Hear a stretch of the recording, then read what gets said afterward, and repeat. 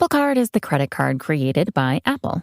You earn 3% daily cash back up front when you use it to buy a new iPhone 15, AirPods, or any products at Apple.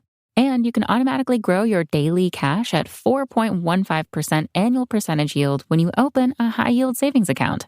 Apply for Apple Card in the Wallet app on iPhone.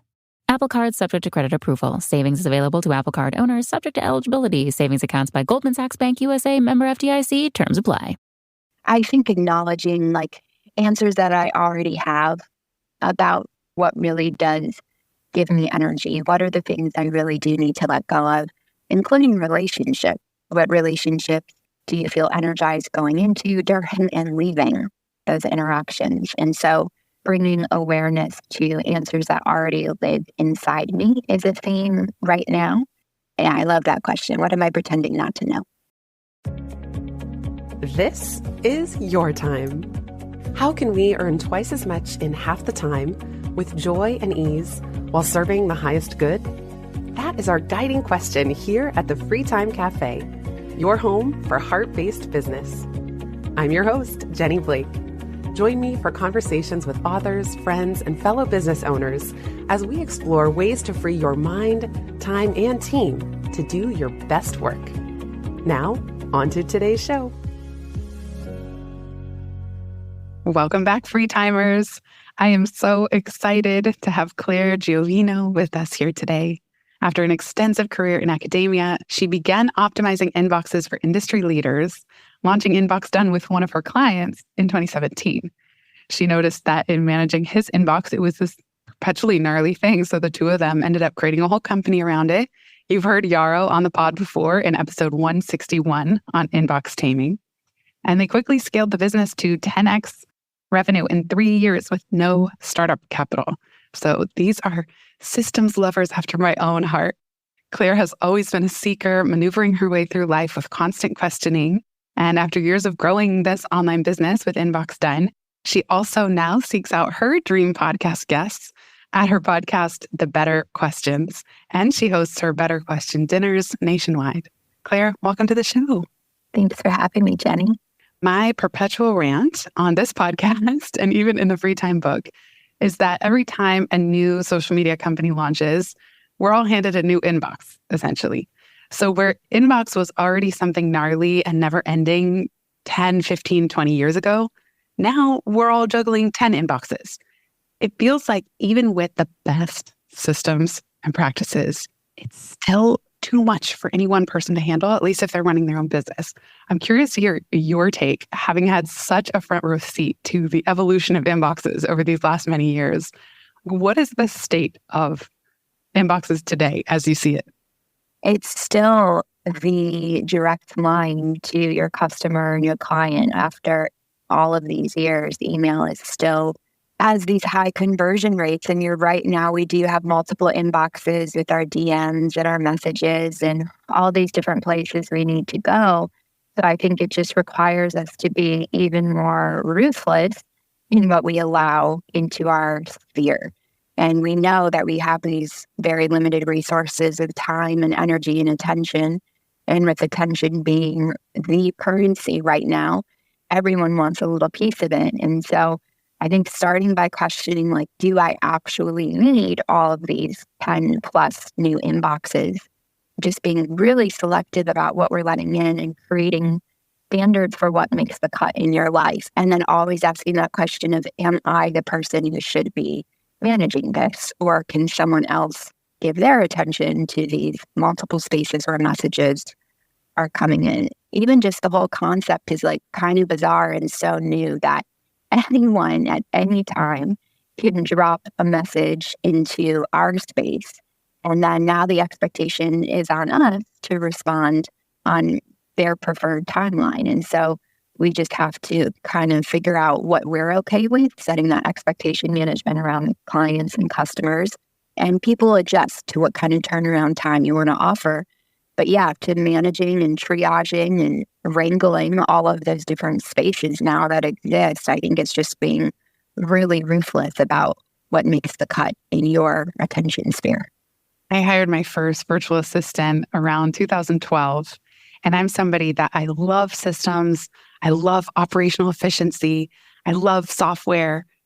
Still to this day, I find email to be one of the hardest things to train somebody to help with. I'm wondering your take on why it is that business owners who are otherwise resourceful, strategic, creative, how come for so many of us, our inbox continues to be this gnarly, vexing area of the business? Like, it just is so easier said than done. Even if we know we might need help in our inboxes, it can be incredibly challenging to get systems that actually work and that don't just create more work for all involved.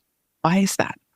There are a few reasons. I talked to a client recently where she wanted to bring in an assistant, and she felt like she always had to choose between trust and tech savviness.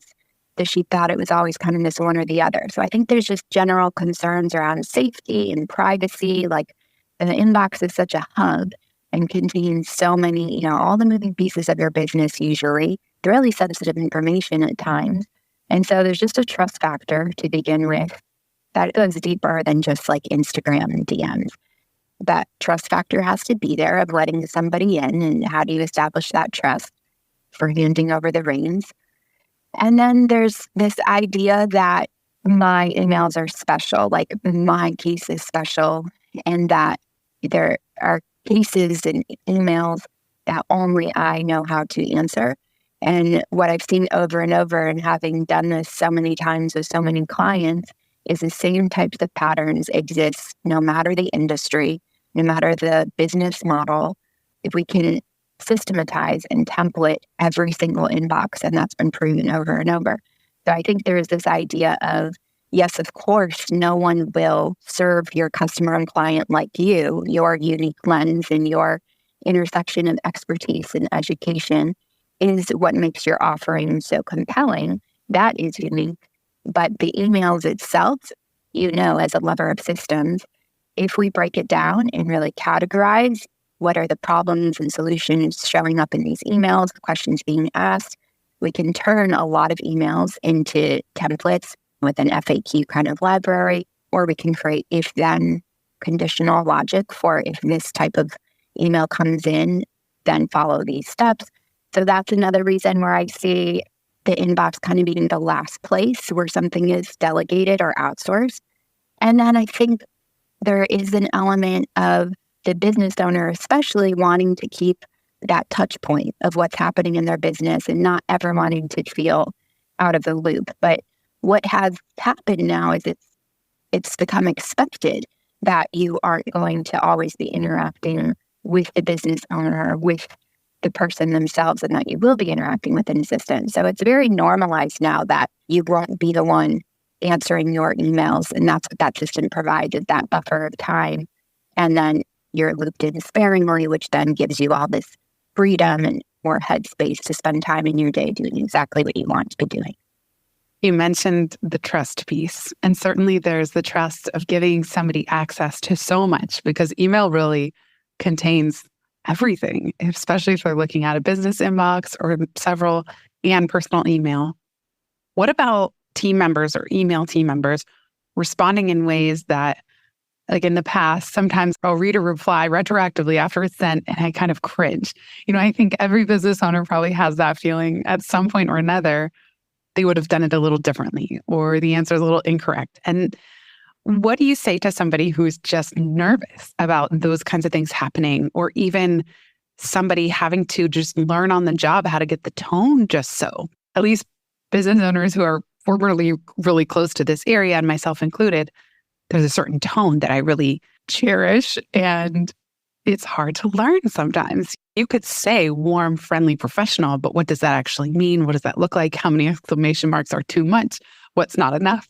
Like, how do you encourage people, and how do you train your team members at InboxDone to nail the tone piece of this?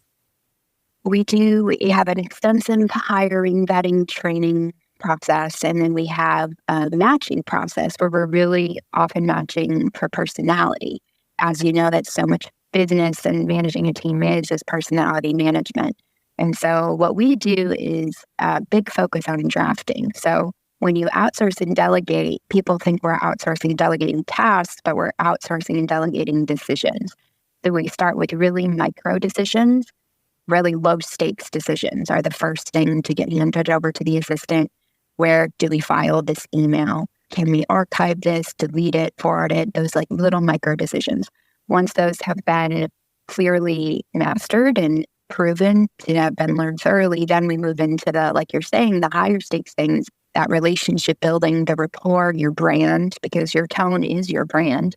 And we do that through drafting. So the first round is assistants writing how they would respond through drafts. And then you, as the business owner, gets to review the drafts and sign off on them and actually be the one to hit send. And you can stay in that phase for as long as you want. Some business owners or some of our clients prefer to stay in that phase indefinitely, just because not having to ever write an email from scratch again is so helpful. And then they just like to be the one to hit send. Your preference around how much control you want to have, but really what you see take shape is as you start to make these little edits and tweaks, the assistant learns through noting the differences between the drafts that they wrote and the final email that went out. And then I totally know what you mean about that feeling. And as someone who likes to have control and had to learn how to let that go in order to have a self-run and self-managed business, it is just learning to be okay with 5% of mistakes and things not going perfectly how I would like for the larger vision of me being able to delegate and outsource. And I always view like the first time kind of like a little mistake or a little tone inconsistency happens, I always see as a reflection of me in my training. Like, okay, something must have been missed there or wasn't clear in my drafting feedback. When it happens again, that's when I'm going to have a conversation with them. And that's when we're going to make sure, it is a good personality match and that this is someone who is able to learn and adapt to the tone that is so important for our brand. We'll be right back just after this. Before we continue this conversation, I'd like to give a very special shout out to the sponsor of today's episode, InboxDone, a company that replies to your email and manages your calendar so you can get back to what matters most.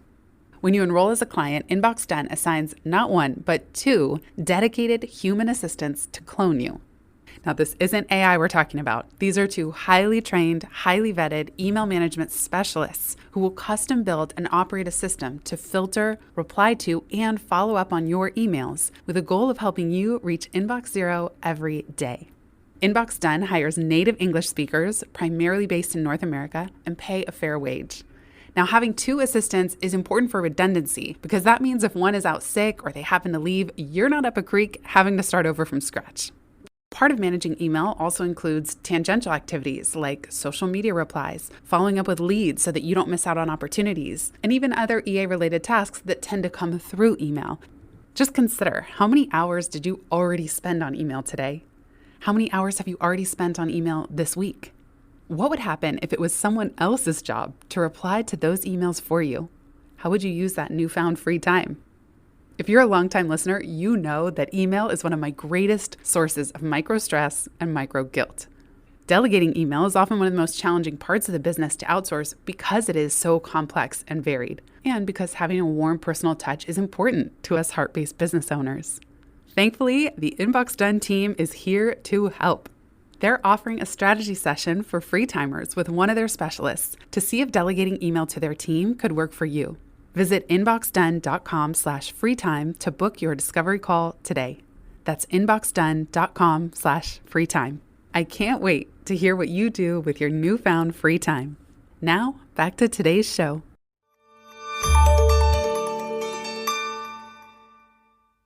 Pretty sure I asked Yaro this.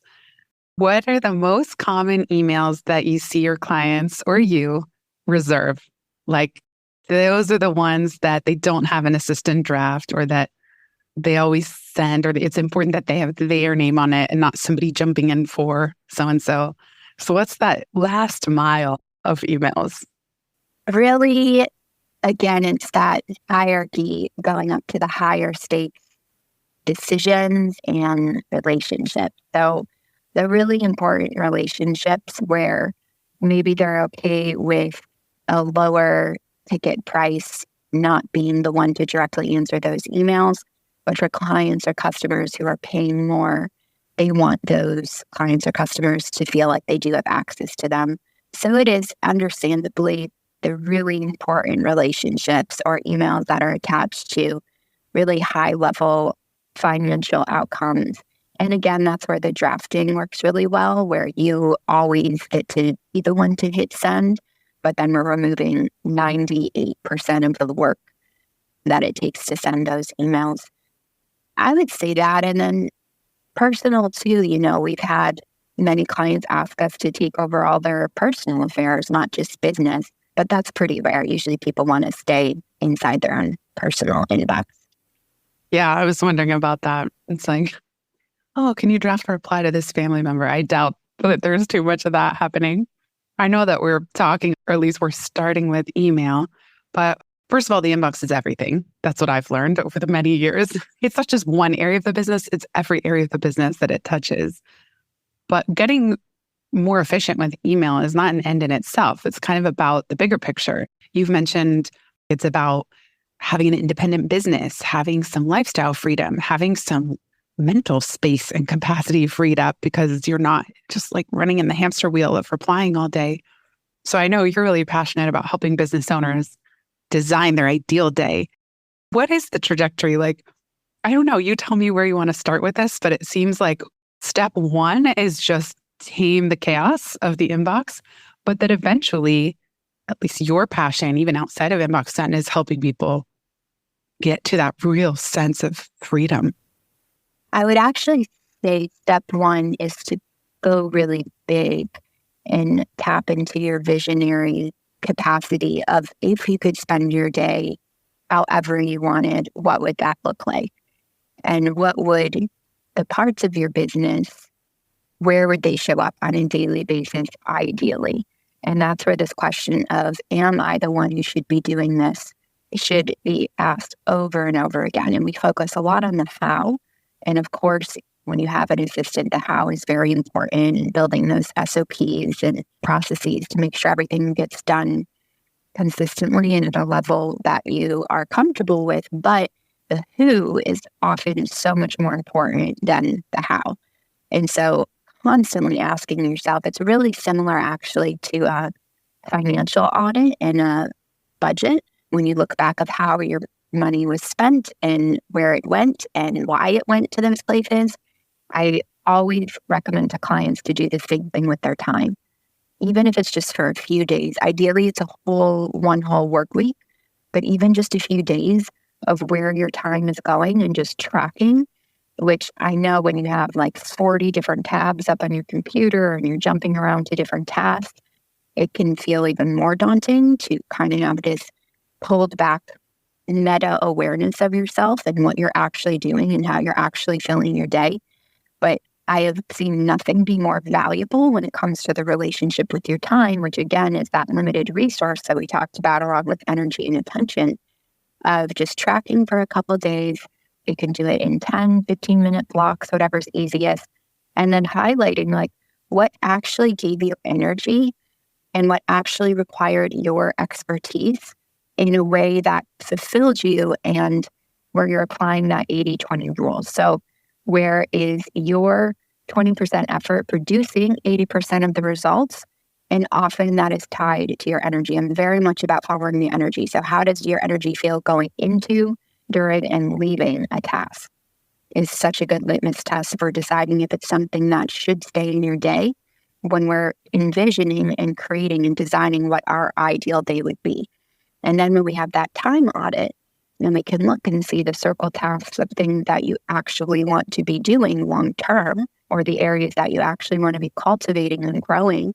Or maybe you are just so flooded in all the chaos, like you've said, of the inbox, all the admin kind of minutia, that there was no time in your day to do the thing that you actually want to be doing, which is maybe writing, but you don't have time because you're working more in the marketing or just answering emails. So that is always where I recommend starting. And then from there, we can reverse engineer and outsource and delegate all the tasks on that list of what doesn't fit into your ideal day. I heard this great suggestion on a podcast once. I forget who, but at the end of each day, he retroactively color codes the meetings on his calendar. Red if it drained his energy, orange if it was neutral, and green if it energized him. I thought that's so smart. So he could look back months at a time and just take that energy audit, like you said. Really smart. I love that. I would imagine at a meta level, there was probably a really intense phase of building the company InboxDone. And then you probably at some point did your own energy audit, and even having a co-founder who was your former client, you had just managed his inbox so well that you turned it into a whole replicable system for other people. What was the point where you did an energy audit sort of within the scope of InboxDone, and what did you learn about yourself? Because I know you do have your own creative projects that you've launched since then, but I'm wondering if you could just walk us through a moment where you did this. I'm sure your listeners know when you're building anything, you wear all the hats in the beginning. And it is this really interesting balance where I think before you can delegate and outsource a role or a position, you do have to know what you're delegating and outsourcing so that you're able to train the person on it and teach them on it. That being said, I've found more and more that it's not so important that I learn all the ins and outs, say, of a new platform, but just finding someone with proven expertise of that platform and building my communication and my expectation management with them and just focusing on their outcome and results. So in the beginning of a startup, yes, I was wearing all the hats, every position in the company. And there's just this tipping point. And it's, again, I'm sure many of your listeners know of where you literally don't have enough time in the day to do all the things as your business is growing, but you're also in this space of like, you don't have all of the revenue yet where you can outsource and delegate all of these different roles and different hats you're wearing. So you do have to be really selective about where you bring in that help first. And then, of course, leveraging it to increase the revenue so you can outsource more and more of those roles. And again, it's defining exactly what hat you want to be wearing. I love kind of a blend of like operations and finance. I've always I'm dipping in a little bit to COO and CFO. So that's fine. You design your hat. But originally I had to wear all of the hats before I could delegate and outsource. But then in addition to that, I'm looking for areas that are not my expertise, of course, to bring other people in to fill those gaps and then help them define and decide their unique strength and contribution, which is their ideal day look like, so that we can make sure that they are thriving in whatever their strength is and their skill set is on a daily basis. So that's why that who becomes so important, so then you can define that how in every role that you do end up delegating. So when we started the business, at first, I just wanted to see if I could replicate everything I did for my co-founder. So I was the one actually in all the senior boxes of all the clients. And then I think I got up to 6 or 7 clients that I'm doing late into the night. At the same time, I'm growing the actual business itself and realizing, okay, it's time to train. So I brought in my first 3 assistants, trained them, and delegated and outsourced all of the inboxes that I was personally handling. It worked great, documenting it every step, making sure SOPs were being created. And then that freed me up to only focus on the internal side. And then that's what gave me that space to continue to develop those systems, to pull people into. We have something that I love called the role description document. And so whenever anyone in a role is learning something new, I say, go add this to your RD or your role description document. And it builds organically their role. So it's this continually evolving thing. And then we can review the role description doc on a monthly or quarterly basis and say, is this still working? Is this still something that you personally want to be handling, or should we give this to someone else? Where should we add in? What gaps are here? So it really is this living, breathing role that everybody is in. We'll be right back just after this.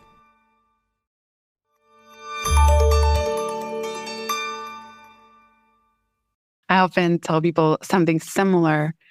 Anything I say, anything we talk about, update the manager manual, but I don't have them necessarily updating the role description document. So I love that you've just given us a name for that, even in a brief, the RD, that you review it regularly too, because it's true that the roles do shift and evolve over time. And I love that you do that. That just plugged in a new little piece for me that I was missing, like some language there.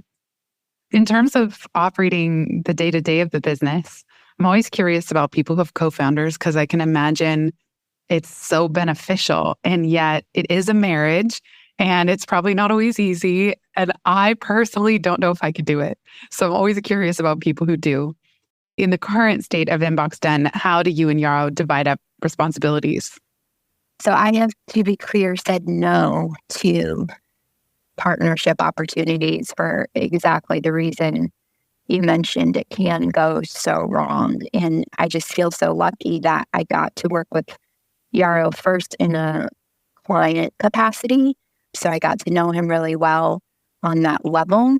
And because of the trust we built for a long time in that dynamic, I felt really comfortable going and raising up his stakes and leveling up with him.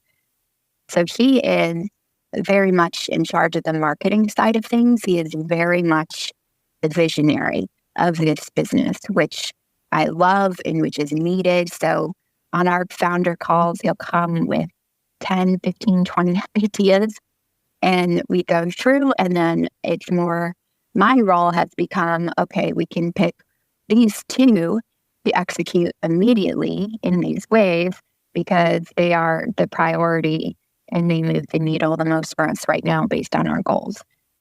So that combination has been amazing, where I believe it's in the E-Myth, the book, there's these 3 categories of visionary, manager, and doer that everyone tends to fall into. And you can be a hybrid of a couple, but Yaro is like a visionary through and through, and I am a manager through and through. And then our assistants are very much doers on a day-to-day basis. They're the ones every day showing up, with clients. And so that's just even another kind of archetype that has been really helpful, where my managerial energy just complements his visionary energies. Yeah, those 3. That book, I joke, it took me 8 years to read because I started it and I got bored. It wasn't until 8 years later when I revisited it, I'm like, this is brilliant. And of course, it's called E-Myth Revisited. But only later could I understand what he was really talking about in terms of those 3 hats and all the systems. And I remember initially just being like, but I don't want to be McDonald's. But just there's so much wisdom in that book. And I love hearing about the 2 of your roles, just what comes naturally. Tell us about the better questions, because it seems like this is another big part of you that lights you up, or quotes and questions and talking with brilliant people on your podcast. What inspired you to start that? I am fascinated by change. And so that's really the theme of the podcast is, what does it take to change, and examining that space in between where you are now and where you want to be, or who you are now and who you want to be. And that space in between knowing and doing. And I'm sure I could read forever about all of these systems, clicking and hacking and optimizing and business management, but it's the implementation of turning it into action, which is where it comes alive. So I've seen a lot of clients kind of living and existing in that space in between knowledge and action. And so I find that in that gap are just so many questions that we carry around with us on a daily basis, often unspoken. And so, it's a lot of conversations with people who have changed in big ways and small ways, and definitely like a therapeutic lens. I've talked to a lot of creators, a lot of psychologists. And it really is this theme of questioning, of this idea of the better your questions, the better your answers, the better your quality of life. The brain is a problem-solving tool. That's how it is built. It is always going to create a problem. And so you might as well feed it a really good one. You can give it an intention before you go to bed at night, and it will work on your behalf, just setting that intention before you go to sleep. But we are constantly on a regular basis feeding our brain questions. And so getting as aware as possible, for example, instead of asking, why do I keep failing? Your brain will go fetch you an answer. Versus, what am I not seeing here? Your brain will go fetch you a better answer. And then so it shows up everywhere, and it's just become this theme in my life, especially in working with clients. I'm sure so many of our clients have so much information and knowledge in their head, and they haven't gone through this process of training someone else on how to run their business, essentially. And so we apply this high level, high quality question asking in our training for all of our assistants. And so the assistants are able to draw out every client and guide them through this process. And that's what pulls out all this information that lives in one person's head into documentation and into SOPs. And so it's just kind of my ethos, and it shows up everywhere in the podcast. It's like the purest form of this belief I have around the importance of the questions that we ask ourselves.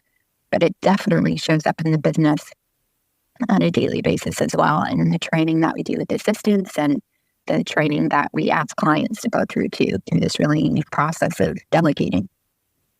On the podcast website, right there at the top, you ask, what questions do you carry with you? And so I'm curious, do you have a current question du jour that you're carrying with you at the moment?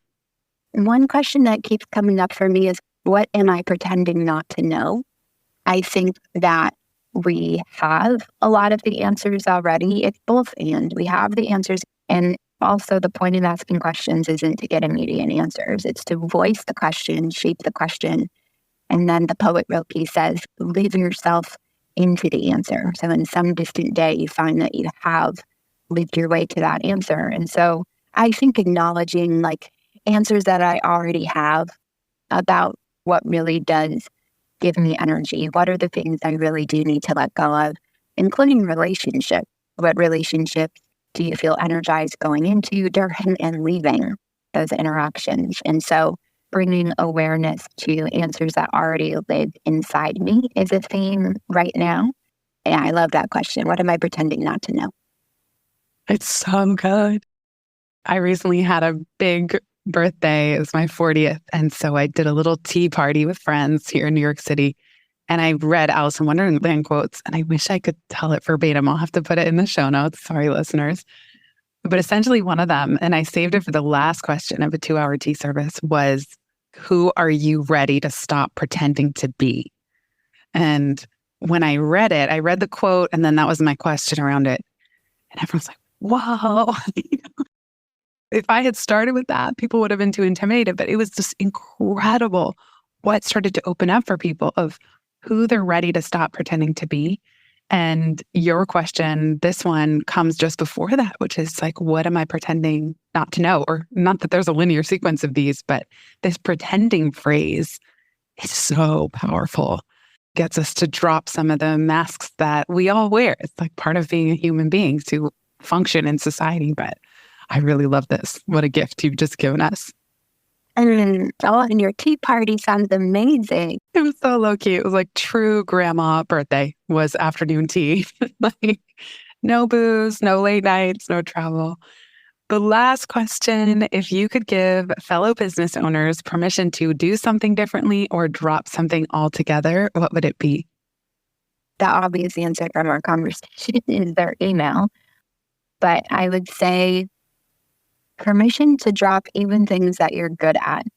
Many business owners are talented in so many ways, often by necessity, because when you're building a business, you have to learn and adapt and cultivate all of these different skills.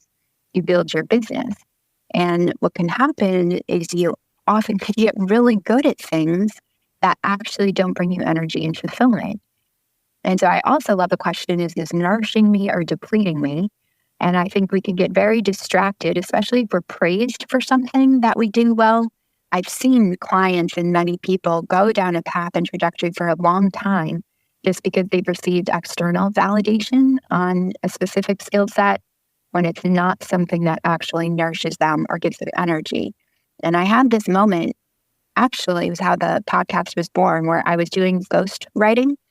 And I just realized, like, I don't want to write for other people and other people's voices anymore. I want to write for me. Like, this isn't a skill set that I can do it, and I was doing it well, but it wasn't one that I wanted to continue to get better at. And asked myself, if I could be amazing at anything, what would it be? And it was facilitating amazing conversations and asking amazing questions. So I would say, you drop things even that you are very good at, if they are not taking you down a path or trajectory that really excites you and energizes and nourishes you. Amazing. Thank you so much, Claire. It's been such a joy chatting with you. I will put the links to your podcast and InboxDone in the show notes. Is there anywhere else you'd like to send people? But now that's perfect. Okay, I love it. Likewise, and thank you for the ample permission. This might be our first ample permission slip, like over and above whatever we would give ourselves, you're giving to us. So thank you. Thank you. If you've listened this far, you get a gold star. Thank you. Word of mouth is the most joyful way we can grow this show, and it helps us land interviews with the luminaries and insightful guests that you would most love to hear from. Please send this episode to a friend who might find it helpful. And for show notes and related links from this episode, visit itsfreetime.com. While you're there, make sure you're subscribed to the Time Well Spent newsletter. You'll get instant access to my tech toolkit, a continually updated list of all the software I use, along with the total monthly spend to run my business, where no one works full-time, even me. Visit itsfreetime.com/join. Remember, you are running the show. It's time for radical reimagining, and everything is up for grabs. Let it be easy, let it be fun, and build with love.